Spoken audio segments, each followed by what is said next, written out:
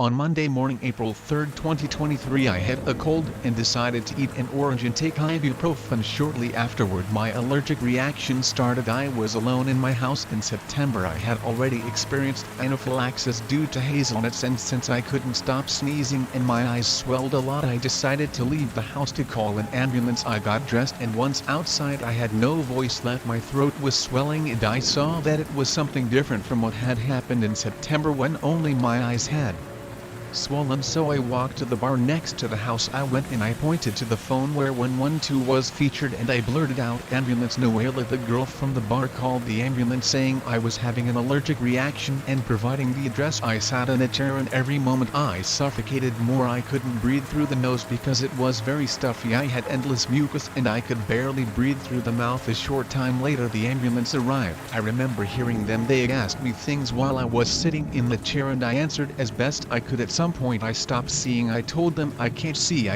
but they didn't listen to me. I remember that they laid me down on the floor, that they put a stethoscope close to my jugular vein, they put an IV in me, they started pricking me with lots of things, and I suddenly stopped feeling all the stress and suffocation that I had been feeling before. I remember thinking, good, I'm not drowning anymore, and then I started thinking it's because I no longer have lungs. I felt the most wonderful peace I have ever been in. It was a huge amount of peace and tranquility, much more than the words peace and tranquility can define. It was amazing. I thought to check if I could see something, but I no longer had eyes either. I heard the people from the bar crying, and I heard that the doctors were doing things to me, but since I had no mouth I couldn't tell them that everything was perfect. Although I wasn't worried either, I was like being wrapped in cotton in the best place you could be. Then they suddenly took me out of there. I felt a very strong pain in my leg and chest. 2 adrenaline needles pricked me. Since the first one had not revived me, suddenly I had legs and a chest again and lungs, and I suffocated again and died. I remember thinking, what am I doing here again? And even now, while grateful because they had saved me, I don't feel grateful for all my being. I remember that afterward I